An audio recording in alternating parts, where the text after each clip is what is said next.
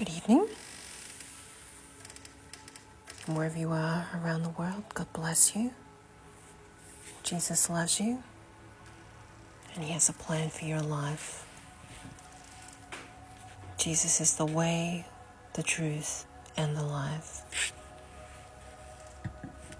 200-year-old Bible, Genesis, chapter 37. And Jacob dwelt in the land wherein his father was a stranger, in the land of Canaan. And these are the generations of Jacob.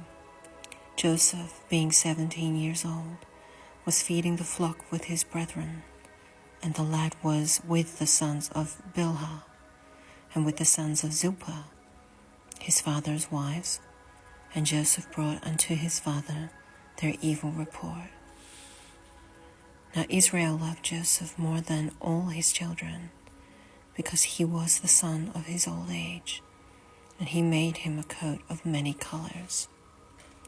And when his brethren saw that their father loved him more than all his brethren, they hated him, and could not speak peaceably unto him. And Joseph dreamed a dream, and he told it his brethren, and they hated him yet the more. And he said unto them, Hear, I pray you, this dream which I have dreamed.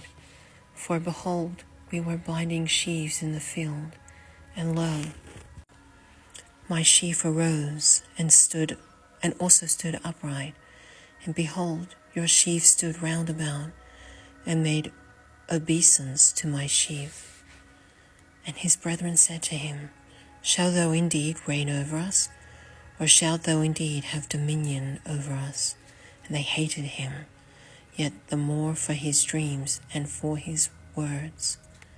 And he dreamed yet another dream, and told it his brethren, and said, Behold, I have dreamed a dream more, and behold, the sun and the moon and the 11 stars made obeisance to me. And he told it to his father and to his brethren. And his father rebuked him, and said unto him, What is this dream that thou hast dreamed? Shall I and thy mother and thy brethren indeed come to bow down ourselves to thee to the earth? And his brethren envied him, but his father observed the saying. And his brethren went to feed their father's flock in Shechem. And Israel said unto Joseph, Do not thy brethren feed the flock in Shechem? Come, and I will send thee unto them. And he said to him, Here am I.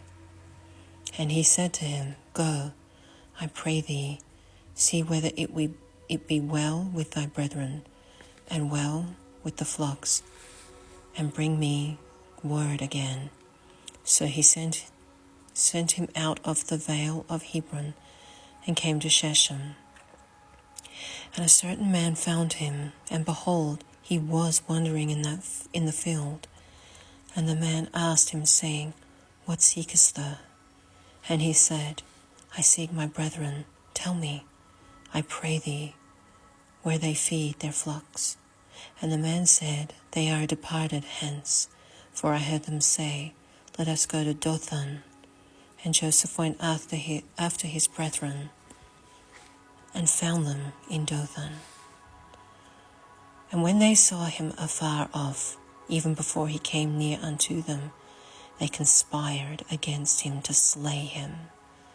And they said one to another, Behold, this dreamer cometh.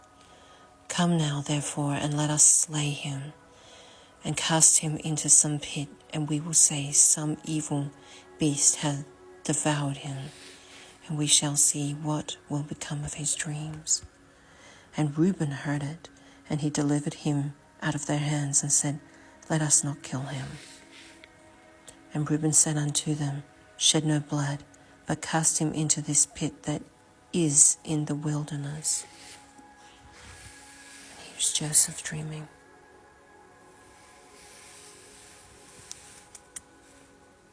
and lay no hand upon him, that he might rid him out of their hands to deliver him to his father again.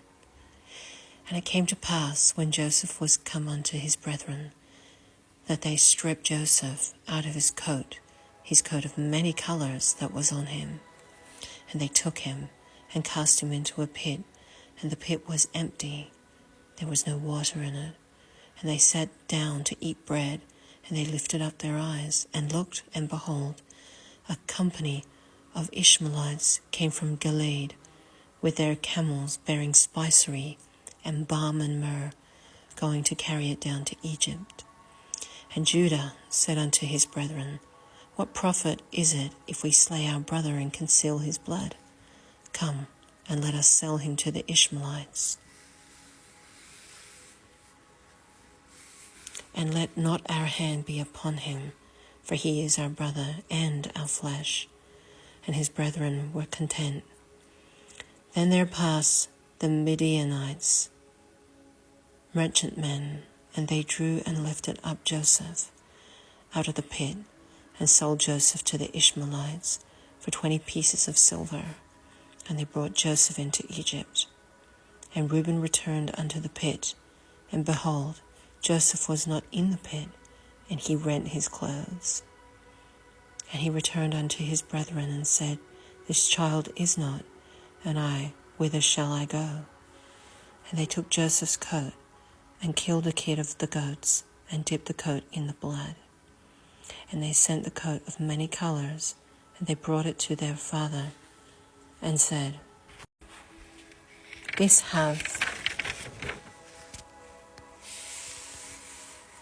we found. Know now whether it be thy son's coat or no. And he knew it, and said, It is my son's coat, and evil beasts have devoured it. Joseph is without doubt rent in pieces. And Jacob rent his clothes, and put sackcloth upon his loins, and mourned for his son many days. And all his sons and all his daughters rose up to comfort him, but he refused to be comforted. And he said, For I will go down into the grave unto sun morning. Thus his father wept for him.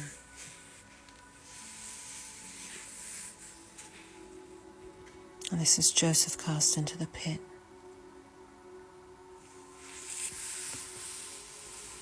And the Midianites sold him into Egypt unto Potiphar, an officer of Pharaoh's and captain of the guard. 200-year-old Bible. Good evening to you. So here's some footnotes. Here we have found one of the most striking and most lifelike histories that is to be found in the writings of the world. It is not a fable, but a fact, not a romance, but the narrative of a real life. Yes, a diamond, though set in horn, is still a diamond and will sparkle as in purest gold. We look into his face, and every feature of Joseph, we see what is beautiful, true, and good. We look into his heart, and we find it pure. We study his life, and everything in it stands out as a reality. Though Jacob had pitched his tent in the land of promise, he is, like his fathers Abraham and Isaac, only a stranger and a sojourner therein. Joseph, the child of his father's old age, and by that father he was most tenderly, most unduly loved. Jacob could not conceal his partiality. Though his son was only a lad of 17, he foolishly set him not only to tend his flocks, but to act as the shepherd or overseer of his brethren, the sons of Bilhah and Zilpah. It thus became his duty to report their conduct, which so irritated their spirit, that they henceforth reckoned him with an object of hatred. Everything that he said or did was looked at in the worst light, and from the moment